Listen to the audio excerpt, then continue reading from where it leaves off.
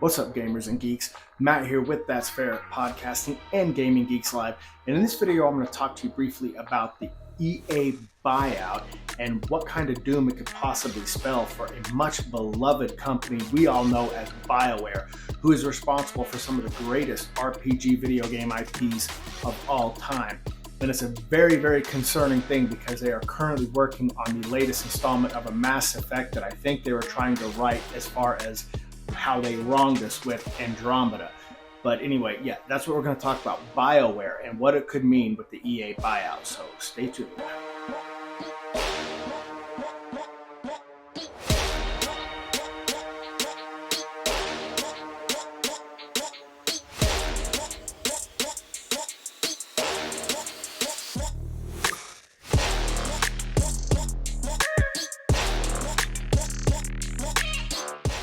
There's no doubt I have talked about BioWare in some past videos, and for good reason. They are responsible for some of the greatest RPGs that we have ever seen. Obviously you have the Dragon Age franchise, minus Velgard. You had the Mass Effect series, minus Andromeda. You had Jade Empire. You had Knights of the Old Republic. And we could go before that too, with an original Baldur's Gate, Neverwinter's Night. I mean, we can go on and on about what BioWare means to us in the RPG community of video gamers, but in all honesty, we are worried, are we not? At least I know I am.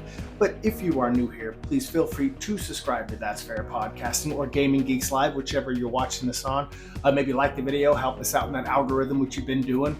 Thank you for all the subscribers that have jumped on with That's Fair Podcasting. Sincerely, thank you. And if you don't do any of these and you just want to watch this video, that's honestly what means the most. Thank you for joining.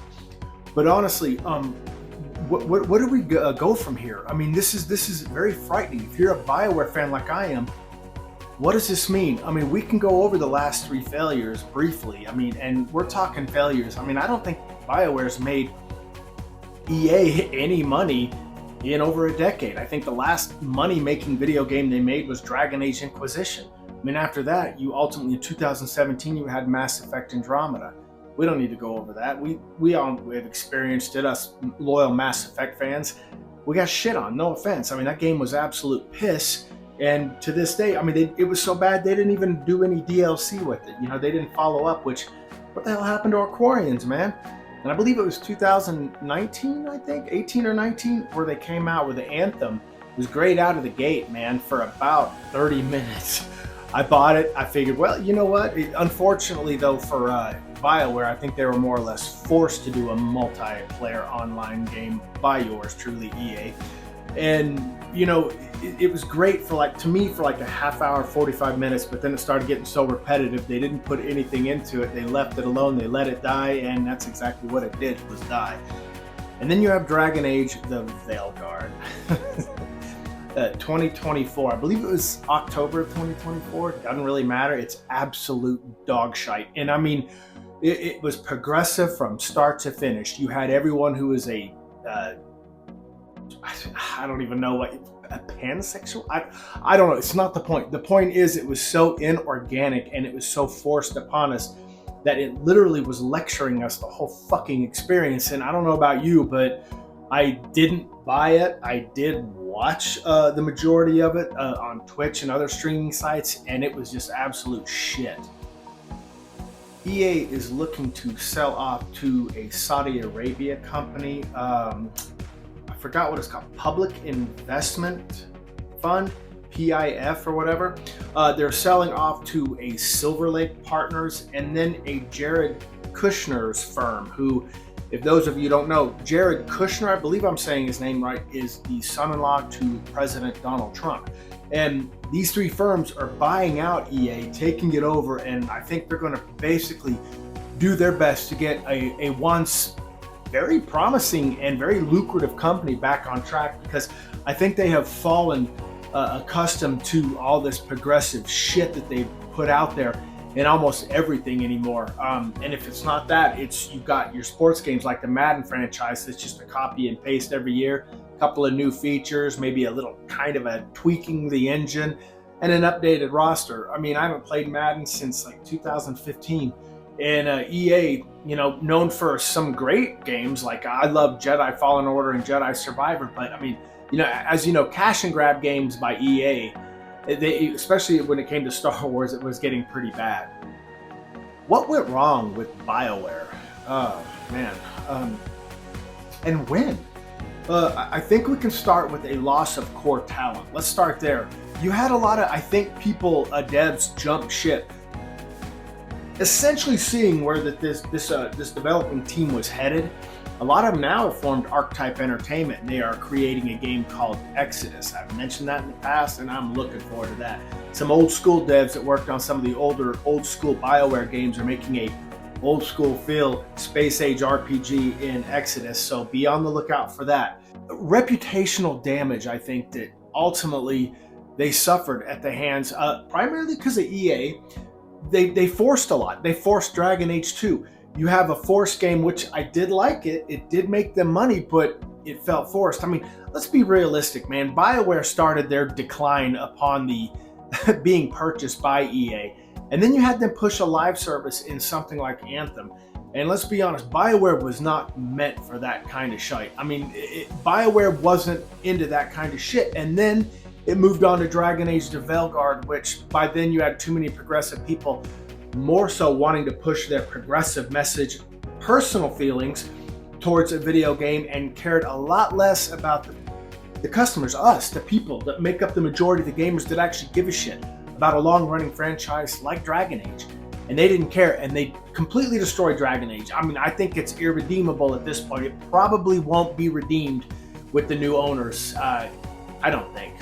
But Saudi Arabia's public investment fund, Silver Lake Partners, and Jared Kushner's firm, I think are going to bring it back on the right track. I mean, they're going to do away with a lot of the things that we have been forced to have regurgitated throughout video games, and EA is no longer, and this I believe is something is going to be ultimately taking effect in sometime in one of the quarters of 2027.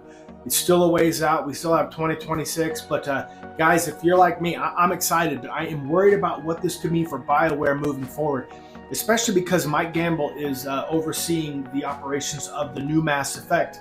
And I gotta be honest with you, with him overseeing it, I thought that this was probably going to be on the right track, at least on the path that we're used to when it comes to Mass Effect. But I'm worried because who knows what this could mean for BioWare moving forward. I mean, you have a lot of BioWare devs, or some of them anyway, kind of complaining that they're basically saying, "Gone is the gay, in with the bigotry," and all this, in so many words. But guys, this is video games, man. I don't give a shit if, like, let's take Dragon Age Veilguard.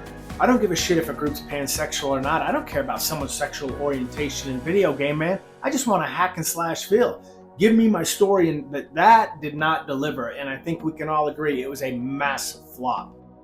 With it being unclear, that doesn't necessarily spell the end of BioWare either, though. I mean, you have some of these people that are taking it over might be able to look in the past and see what BioWare has done, how many loyal fans are still following the Mass Effects, if you will.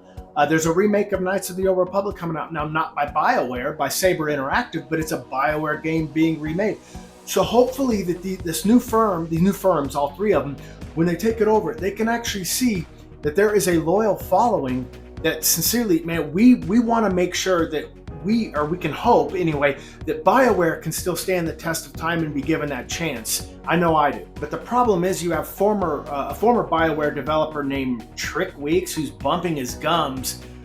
There's even a fake conversation post that he posted bitching that the progressive pandering was going to be dead in these games, which I can only hope it will be, because God knows we don't need that. What I do hope to see from public investment funds, Silver Lake and Jared Kushner, is, and I'm going to borrow their terms when they were talking about Dragon Age to Veilguard, I hope they can make EA get back to form properly, because I think we all know that we are in for a better series of video games that will ultimately be coming out. To me, this is exciting news. I sincerely hope that they keep BioWare. The guys, I'm a little worried. However, I've got Archetype Entertainment I've got to look forward to.